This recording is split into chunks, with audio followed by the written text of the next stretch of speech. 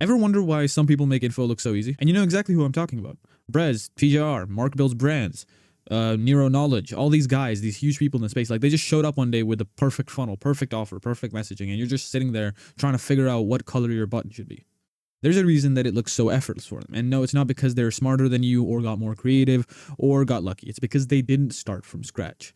So there's this quote that like everybody attributes to Picasso, but it's basically good artists copy and great artists steal. Except Picasso never said it. So it turns out that T.S. Eliot wrote the original version in like 1920, something about immature poets imitating and mature poets stealing. Anyways, Steve Jobs basically slapped Picasso's name on it, and everybody in the world uses it to justify copying. Which is fine, because the point still stands. The most successful coaches and consultants in the game aren't inventing new funnel structures. They're not creating revolutionary marketing concepts. They're not sitting in a room trying to come up with something nobody has ever seen before, unlike probably you. They're looking at what works, understanding why it works, and building their own version. Innovation is overrated. Execution on proven models is completely underrated. So here's the part that might hurt a little bit. While you're trying to be original, someone else already tested that headline, it bombed. Someone already tried that funnel structure, it converted at 2%. Someone else already experimented with that pricing, nobody bought. Somebody else already made every mistake you are about to make in your journey. And they did it with their own money, their own time, and their own reputation. Why in God's green earth would you repeat that? Like, the data on this is actually wild. So companies that systematically model proven competitors achieve 63% faster conversions than companies doing traditional market research. 63% faster. That's not a small edge. That's like the difference between being profitable in 3 months versus 9 months. That's crazy. And look, I'm not talking about copying. I'm talking about something different. Copying is taking someone's sales page and changing the name. That's lazy. That's also probably illegal in a lot of places. Stealing like an artist is studying why that sales page works, understanding the psychology, the structure, the flow, then building something that uses those principles but fits your voice, your audience, your offer, right? So with copying, you don't want to do this. You duplicate their headlines word for word, use the same images and colors, match their pricing blindly, recreate their exact funnel. Stealing like an artist, this is what you want to do. You want to understand why their headline works and write yours. You study what emotions those images create. Figure out why that price point converts. Model the structure and adapt the messaging. There's actually legal precedent on this, by the way. So you can't copyright a funnel structure. You can't trademark a sales process. You can't patent the idea of using a VSL before an application. What you can do is own specific copy, images, specific brand elements, all that jazz, which means modeling the framework is completely fair game. And honestly, it's how every single successful business operates. So how do you actually do this without being a lazy copycat? That's what the rest of this is about. So I'm going to break down the exact tools for reverse engineering competitors, what to look at, what tools to use, what to steal, what to leave alone. If you're the type who clicks away after 2 minutes looking for a shortcut, go ahead. But if you actually want to understand how the best coaches build offers and funnels without reinventing the wheel, stick around. And just so you know that I'm not talking out of my ass, my name's Kamil, and I've spent hundreds of hours analyzing sales funnels from some of the top coaches and gurus out there while working with multiple 5- and 6-figure entrepreneurs to help them scale their info businesses to multiple hundreds of thousands of dollars per month. So without any further ado, let's just get straight into the rest of the video. Right. So the content theft framework. First step is reverse engineering the content machine. Forget all the funnels for a second. Before anyone sees your landing page, before they ever book a call, before they know you even exist, they saw your content or someone else's content. Content is the top of funnel. If you're not studying what content actually works in your space, you're playing a guessing game with a blindfold on. Here's the thing. So most coaches think that stealing content means copying someone's video and changing a few words. That is not stealing. That is being lazy and also getting called out. Real content theft means understanding the patterns behind what works, the hooks that stop scrolls, the topics that trigger engagement, the formats that keep people watching. Steal the pattern, not the actual exact post. So step 1, you want to find your content like targets, right? Here's who you should actually study. First, you want to study creators in your niche who are about 2 to 3 steps ahead of you. So like if you're at 10K followers, you would want to go for someone who's at 50,000 followers. And if, vice versa, if you're at 100,000 followers or 50,000 followers, you would want to find someone at 100,000 followers. And then again and again and again, that just keeps on going up. Now, number 2, you want to have creators that started around the same time but are growing faster. So let's say you started 6 months ago, another guy started around 6 months ago as well, but he's at 10,000 followers and you're at 5,000. Why is he growing faster? You're going to basically reverse engineer that. Study that. Number 3, creators with smaller audiences but insane engagement rates, right? Like let's say you have 10,000 followers but you're only getting 2,000 views per video, and this other guy is getting 10,000, 20,000 views per video and he has 5,000 followers, right? You would study them as well because the engagement rate is the thing that actually really, really matters.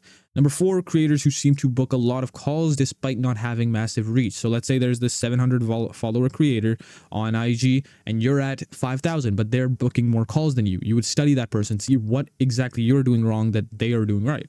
These are better models than the big names because their content strategy is actually achievable for you right now.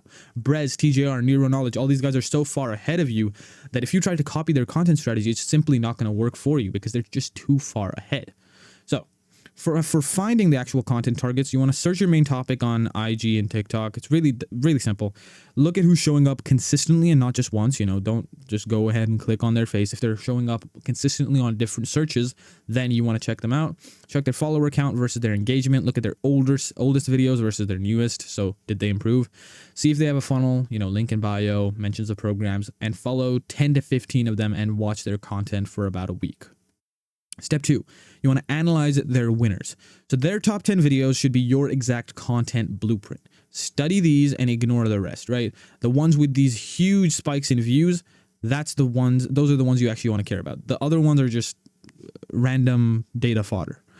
Step 3, you want to deconstruct the hooks. So obviously, I'm just going to give you some examples of hook patterns that I see that kind of consistently work in the space, but you want to find your hook patterns in your niche, right? You can go ahead and screenshot these pretty basic hook patterns. These work almost in any niche, but again, research your specific niche and see what works there.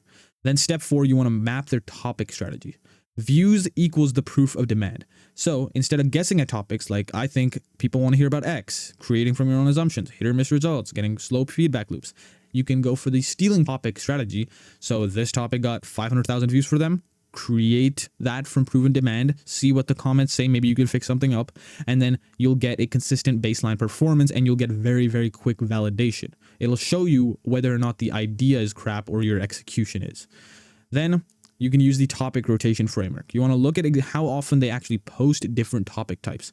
So if they post 3 mindset videos per week, 2 tactical videos per week, 1 personal story per week, and 1 controversial take per week, that is their content calendar, and it's probably optimized through months of testing. You don't need to reinvent this, study it, adapt it, and test it. And when I say this, I don't mean you just want to blindly copy what they do. If it works for you, try it out for a week. If it doesn't work, edit it and tweak it a little bit so it's perfect for you. I'm not saying just blindly copy exactly what the hell they're doing. You want to test everything, test all the different creators, because with getting to $10, $100 million a month, there's a huge number of ways to get there. So you just need to find the way you actually want to go on and the way that will get you there fastest. So step 5, you want to study their thumbnail psychology. So the key thumbnail elements to kind of analyze. So you want to see the face expression. If they have no faces, surprised faces, confident faces, what words appear, the colors, the contrast, the composition, the curiosity gap, all that. You want to analyze these main thumbnail elements. You can use Milanote or Miro if you really want to, and you can kind of just organize them into different notes in a way. So they're all together, and then you can see XYZ thumbnail, XYZ thumbnail, XYZ thumbnail. And so you can just kind of see which thumbnail fits your video the best, and it'll help with ideation. So if you use Milanote, Miro, all that, put them in there, see what actually is consistent between like 10, 20 funnels or 10, 20 thumbnails in your niche that perform well, then copy that into your own videos and see if that actually helps. This basically is going to result in exactly this. So it's going to, again, small improvements will equal massive results here. Most people will stop right here in the kind of valley of despair with thumbnail quality, but as you improve very, very slightly, like let's say 1 letter improvement, you changed 1 letter, you started smiling over here in the thumbnail, and then maybe in you started color grading, in this part of the thumbnail. So these small changes that you might not notice will improve the results massively as you compound them. It's just like compound interest, right? Now, step 6 is decoding their posting cadence. So this doesn't really matter that much because obviously the algorithm will favor you anyways, as long as you don't post at 3 a.m. when your prospects are all asleep. So frequency plus timing plus consistency equals algorithm favor. So it's something that you should definitely focus on, like not focus on, but just get it right the first time. Don't worry about it too much. How many times per day or week do they post on each platform? What time of day do their best posts go live? Do they post consistently or in bursts? Do they cross post everywhere or create native content? Do they post the same thing across platforms or adapted? And how do they sequence the content? So story, reel, and post. If you're starting out, do all of this stuff. If you're not, if you've already gotten some content out there, just look at your IG analytics, look at your YouTube analytics. They're probably going to tell you the exact same thing. And they have this like graph thing. I don't know what do you call it, but it's just a graph that tells you when your ideal like viewer is actually awake. So just your usual viewer, when they're awake, that's when you want to post. Next is step 7. You want to analyze the platform specific strategy. And this is something I see a lot of people messing up on. And that's why your videos sometimes flop on other platforms. So what average creators do, they will go for the same video everywhere, same caption everywhere, same hook everywhere, same CTA everywhere. What smart creators do is adapt their content per platform. So they get platform native captions, hook adjusted for the platform appropriate CTAs. Like, don't do a DM CTA on YouTube Shorts, because that makes no sense, because there's no DMs on YouTube Shorts, right? Obviously, that's just a crazy big example, like a very obvious example, but there's a lot of small things that you do want to adapt, like the specific font you're using, the specific captions you're using. Either make it so that you just use a separate third-party editor and then use that font, or don't, or just use platform specific fonts. Never use an IG font on YouTube Shorts, because the person is just going to be like, this is weird, I don't see this a lot, right? They're used to that specific font. You should use it. It's going to make it way, way, way easier for your videos to get more views and get more engagement. So the platform hierarchy goes as follows, just for those of you who want to see, who want to understand how you want to structure your platform. So the TikTok's main goal is cold traffic. It's just to reach new people. It's just entertainment value. Don't worry about putting any value in here. It really does not matter. It just needs more eyeballs. Instagram is nurturing and building the relationship. It's the behind the scenes, showing who you are, showing off your personality. This is your entire personality, like your entire online personality. It's going to be mostly on Instagram. Then there's YouTube, which is the deep trust and long form value and authority positioning. This is where you build the trust, the authority, the basically status, or the actual credibility that you have on YouTube. It's going to obviously build a little bit of personality, but that's mainly done on IG. The YouTube's main goal is just that deep trust, spending more time, nurturing them, giving them value. And then finally, X is the bottom of funnel, just for opinions and conversation, kind of like a community thing, again, for mainly for personality building. Now, you want to study how competitors move people across the platforms. So where do they send traffic from each? And this is pretty basic most of the time. Again, I will urge you to check the people who are doing well in your niche. But the basic way you want to structure this, or how I would structure this, is TikTok. You want to have the link to your YouTube or your IG on the TikTok, or even your landing page. If you really, really want to nurture somebody before they get into your offer, then go for the YouTube, but most of the time you just want to link your landing page on the TikTok. On the Instagram, you want to have the nurturing and building relationships, so you want to do the story highlights, the stories, all that. But on the links, you want to go ahead and add the link to your YouTube if you don't have a landing page, and if you have like a DM only funnel, and if you have a landing page, then you want to link your landing page on the Instagram. Do not link your YouTube on the IG. And then on YouTube, you want to link the IG and the landing page as well. And then finally on X, you just want to link the landing page or the YouTube. Step 8, you want to adapt to your voice. Copying their voice will make you look like a fraud. What you want to steal is the hook structures, topic selection, posting cadence, thumbnail patterns, content formats. But what today's specifically and uniquely yours, it will be your specific stories, your opinions and takes, your energy and delivery, your visual identity, your personality quirks. These should not change. Don't be a bot. People can tell. They're not stupid. They're not retarded. They can very easily tell. So this is kind of what the content performance graph looks like. So if you're adapted to your voice, this is the sweet spot right here. Too much modeling, again, will reduce the performance. Too little modeling will just make you sound weird online. And then with copying, exactly, this is what happens to you. This is where the people get called out. This is where you become a copycat.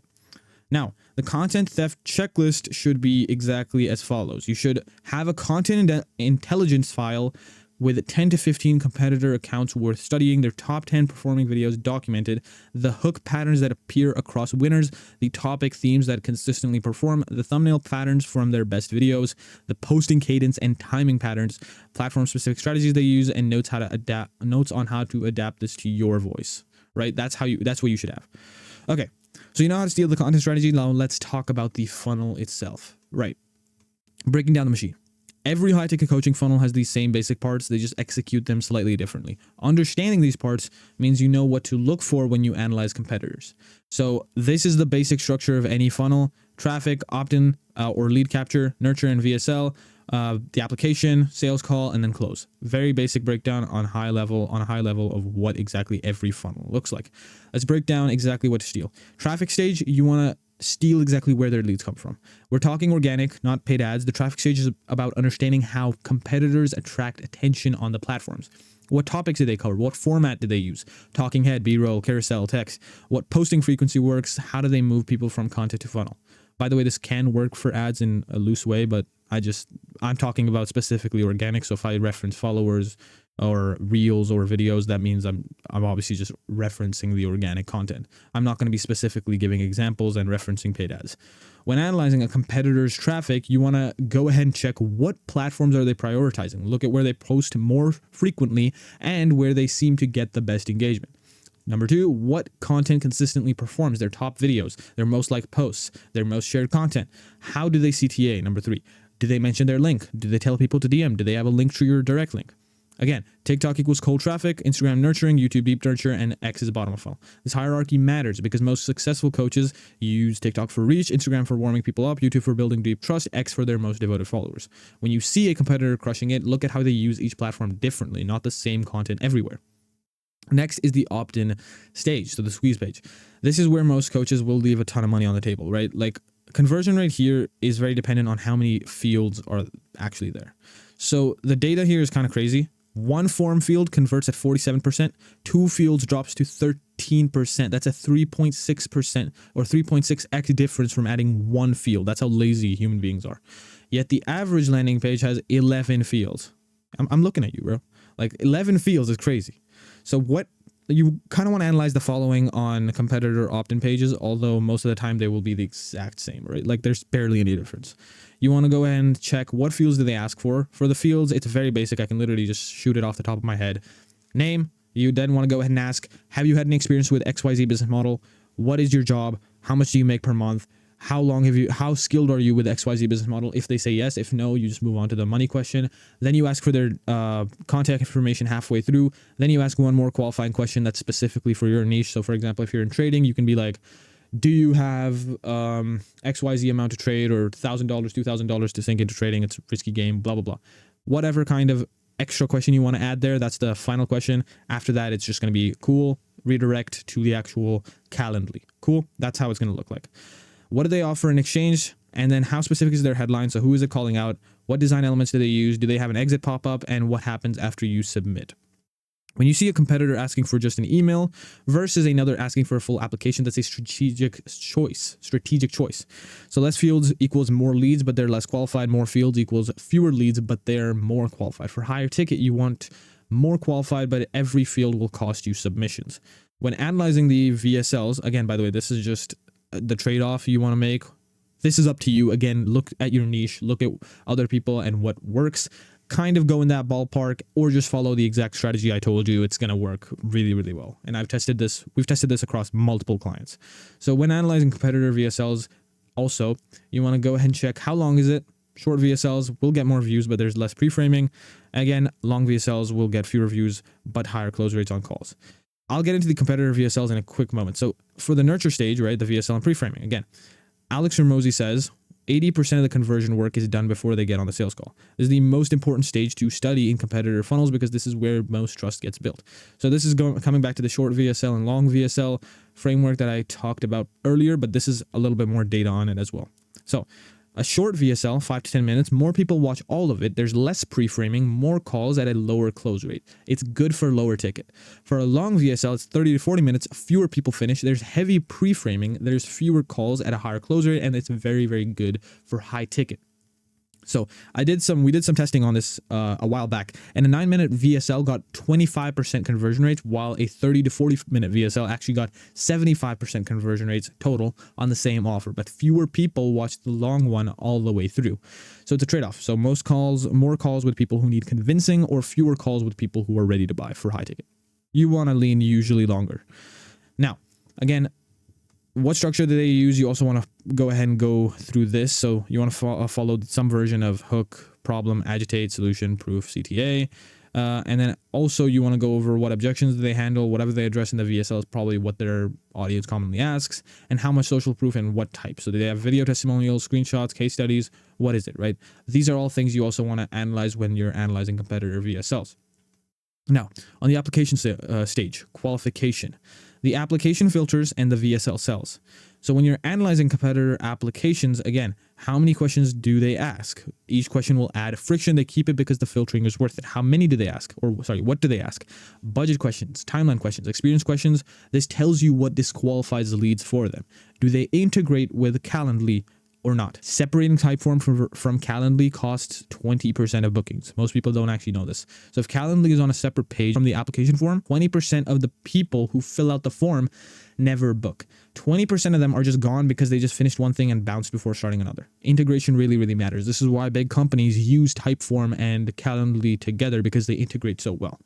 You also want to look for throwaway questions in applications. So questions that don't really matter for qualification, but add friction intentionally. So for example, why are you interested in this opportunity? That question exists to filter out people who aren't willing to write a paragraph, not to actually learn why they're interested. Now, then there's the sales call stage, closing process.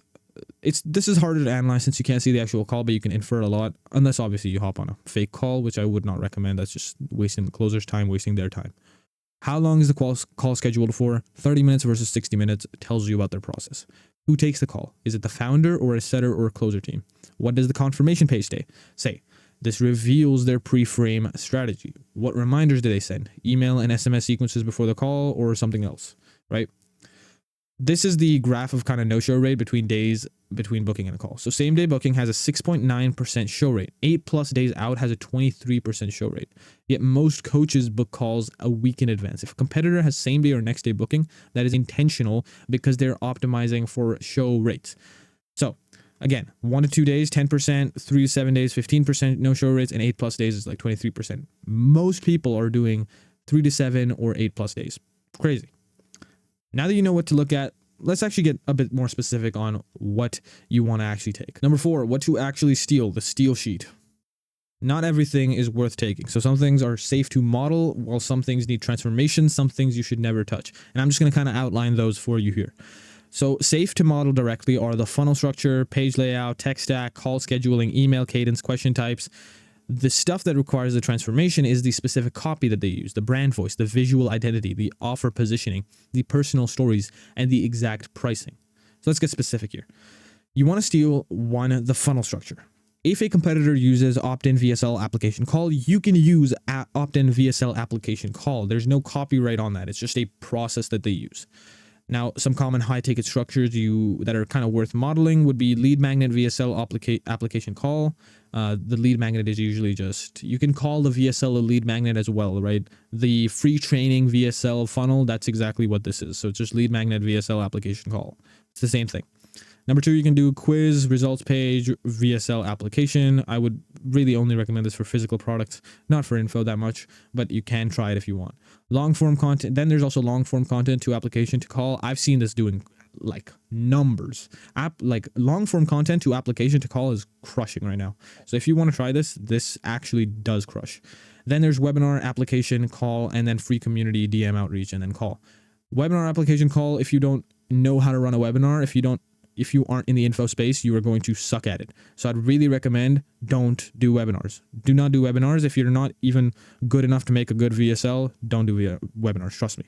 So I'd recommend just start off with lead magnet VSL application call. Number 2, you want to steal the messaging framework as well. So you want to steal the framework, but write your own words. If their headline structure is, pain point plus time frame plus result, you can use that structure, but just fill in your pain point, your time frame, your result.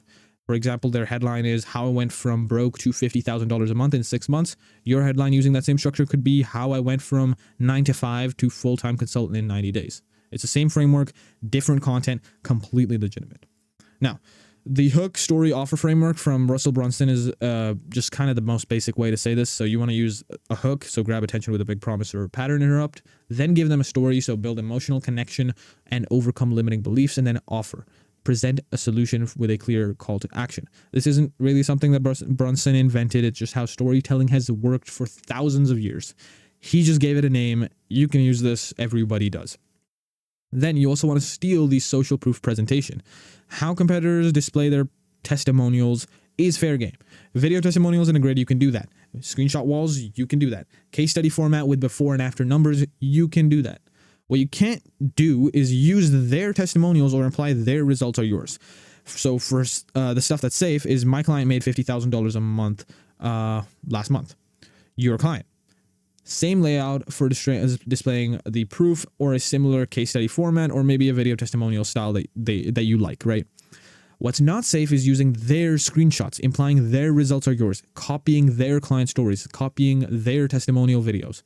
What you want to then also steal is the tech stack. So if they're using Typeform, Calendly, ConvertKit, Stripe, you can use the exact same tools. So there's no competitive advantage in the tools themselves.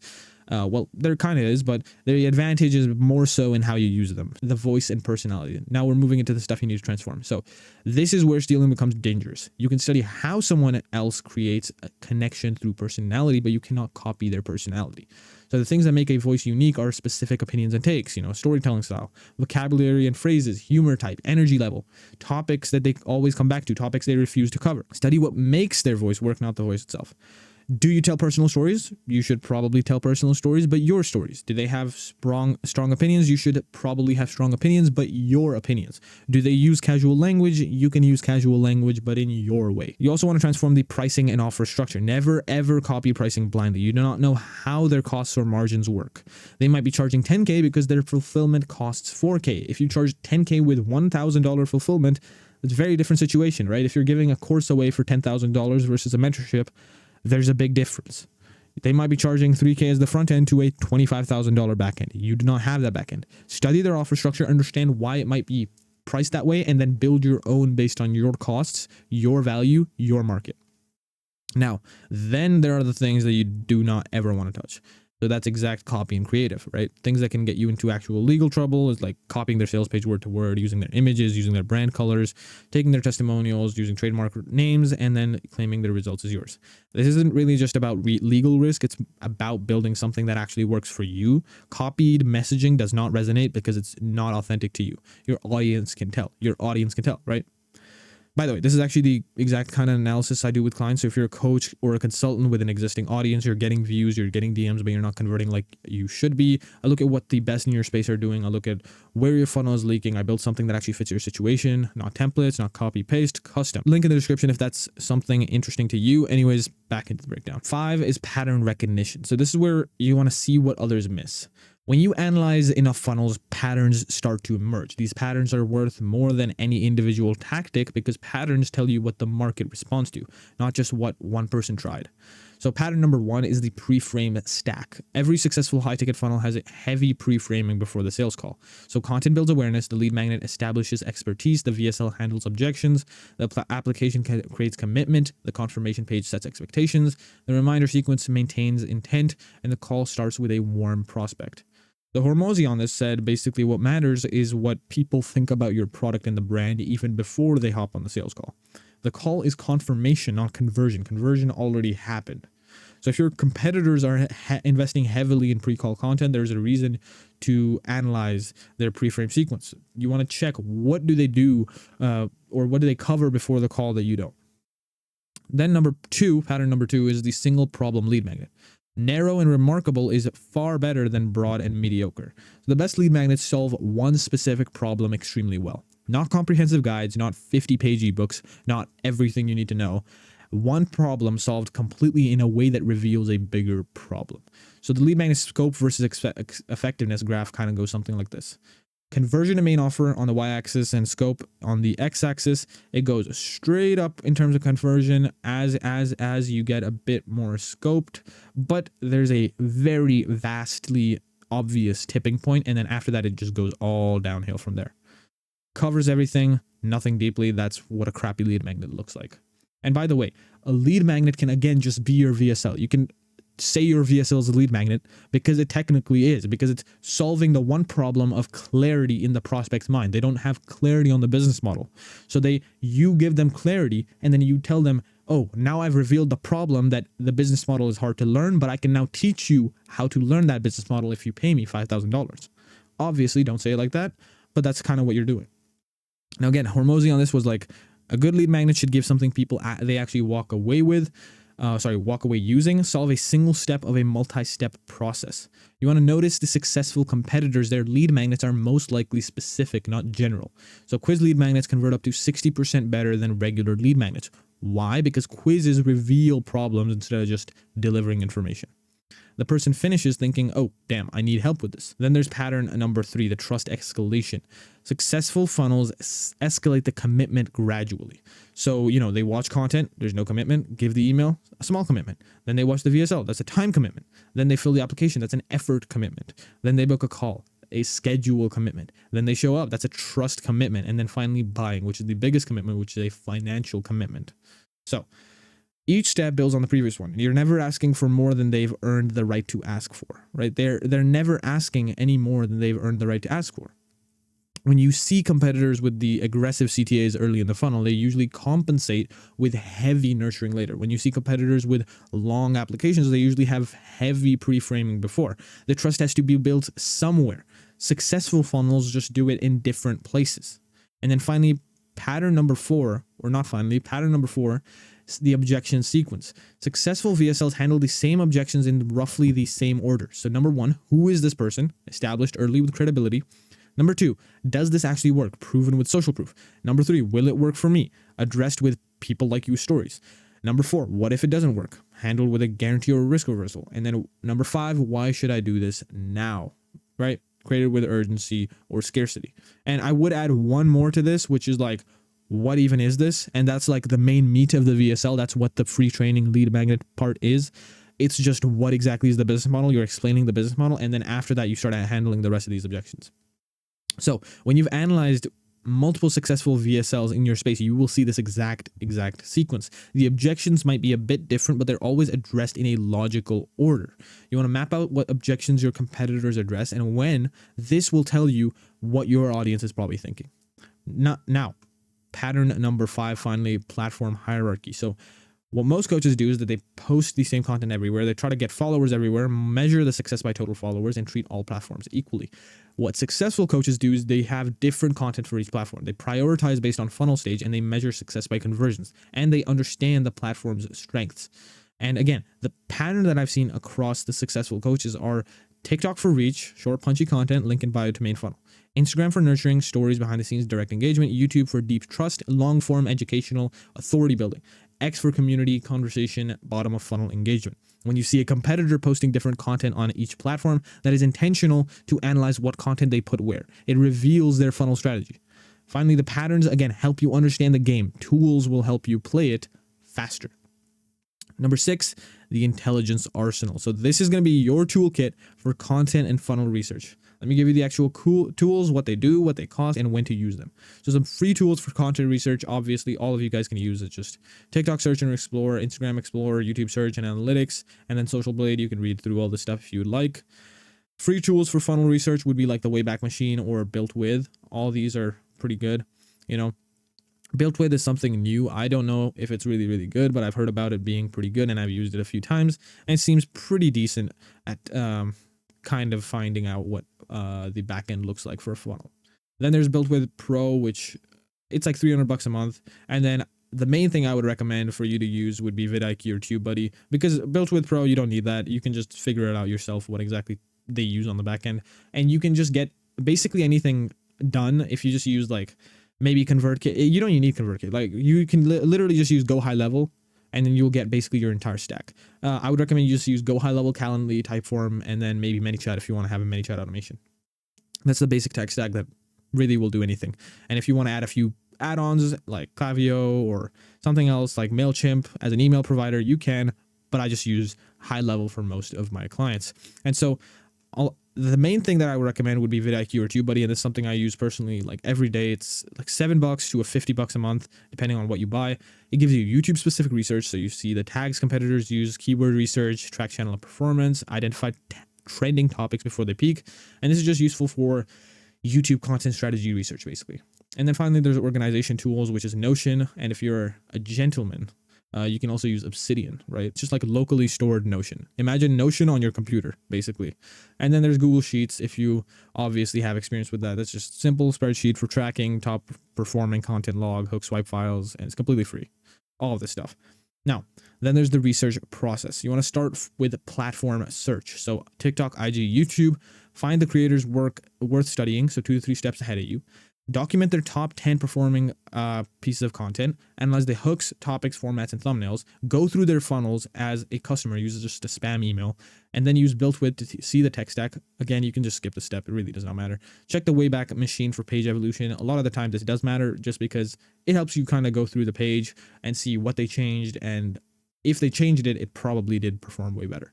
Then you can organize the findings in Notion, identify the patterns across competitors, and adapt to your situation and voice. Now, you can also use AI to accelerate this. So you can have Claude and ChatGPT help with the analysis. So you can feed them competitor sales pages and ask, what pain points does this address? What objections does this handle? What structure does this follow? What makes this effective? You want to feed them multiple competitors and ask for patterns. Not a replacement for doing the work, but like an acceleration of the analysis that you're doing. Now, let's talk about the specific line between, smart modeling and then getting called out, right? You don't want to go over that line. Copying smart versus copying stupid is very different. There's a reason this board is called legally stealing and not just stealing. The line exists and crossing it has consequences. So legal is like modeling the funnel structure, using the same tech stack, applying similar psychological principles, testing similar offers, following the same funnel type. Illegal is copying exact copy word for word, stealing brand assets, using trademarked names, claiming the result as yours, and recreating their visual identity. You can't copyright a funnel structure, you can't trademark a sales process, but you can own specific copy, images, and brand elements. If you could paste it, you probably shouldn't. Now, the ethical line is also a different line, which you can decide if you want to cross. I don't want to. So legal isn't the same as ethical. Some things are legal, but will still get you called out. The ethical line, transparent about influences, transforms what you learn, brings a unique perspective, and serves your audience better. But unethical pretends that it's 100% original, confuses customers by looking identical, intentionally misleads, and adds no unique value, right? That's what the difference between that line is. If someone in your space could look at your funnel and say, that's just a copy of XYZ, you've crossed the line. Not legally, but reputationally. Now, the transformation test is as follows, and this is just kind of exactly what you should follow just before you copy something or legally steal something. Just to make sure that you don't get flack. So before you use something you learned from competitors, you want to ask, could they sue me for this? If yes, don't use it. If no, then you want to go to the next question. So would my audience think I copied them? If yes, transform it more. If no, then the next question, does it fit my voice and brand? If yes, use it right away. If no, you want to adapt until it eventually does. So what happens when you cross the line, by the way, is just when you get called out for copying, you get public callouts on social media, loss of credibility with the audience, potential legal action, being labeled as unoriginal in your space, and you lose the trust you've built. And also your funnel won't work as well anyways because copied messaging just does not resonate, right? Unless you're targeting the exact same market, in which case then you're just basically becoming a commodity.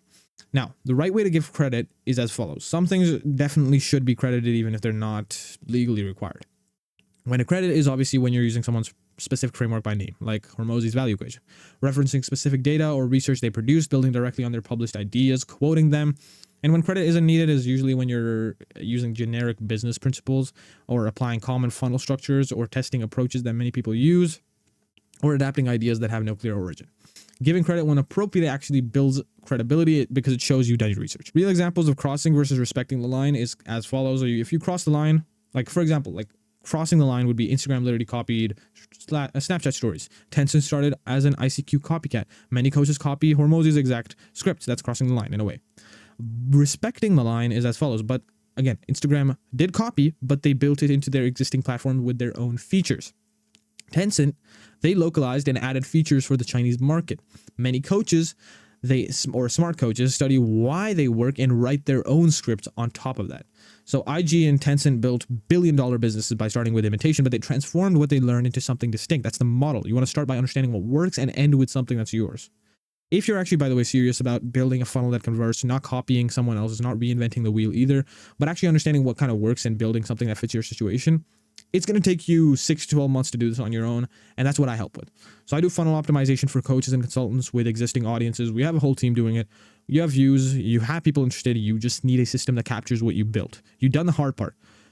I'll leave a link in the description only for those people who have existing audiences. If you're still building from zero and you don't have an audience, this isn't really for you. But if you're in that space where you're getting views, but you're getting those DMs of people who want to learn from you, but you don't know how to monetize, or you don't want to spend the 6, 12, 24 months that you'll need to go through trial and error and then eventually, obviously exhaust your audience instead of just doing everything right on the first try. I'll leave a link down below for you guys. Now, there's the implementation checklist, because knowing all this without implementation is just useless.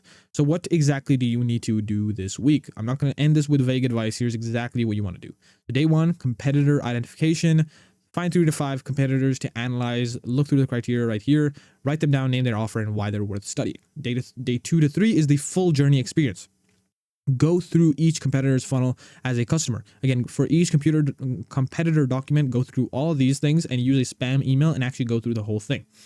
Day 4 is the backend analysis. Use the tools to understand their stack. For each competitor, run built with on their main pages, check Wayback Machine and all that. Document the patterns. What do successful competitors have in common?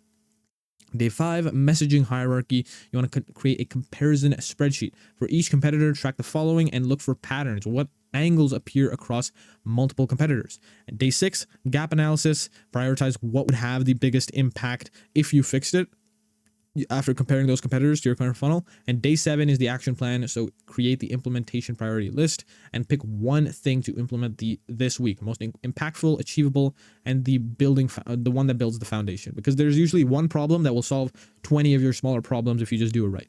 Don't try to fix everything at once. Just do one improvement per week.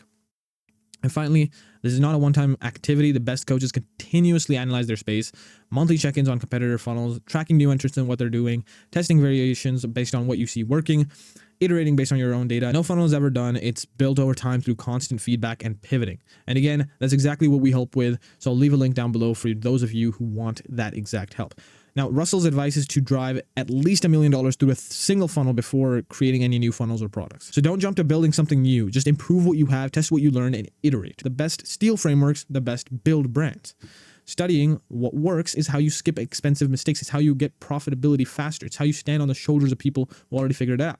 But at some point, you have to build something that's yours. Your voice, your perspective, your stories, and your way of helping people. Your funnel structure might be the same as everyone else. The tech stack might be identical. The messaging frameworks might be borrowed, but what makes it work is you.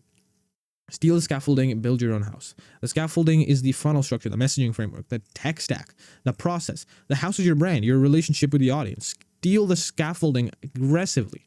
Build the house authentically. That's how you win. Now, go steal some funnels.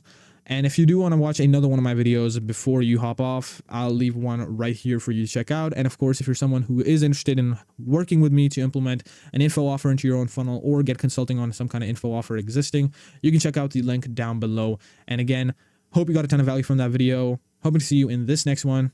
Peace.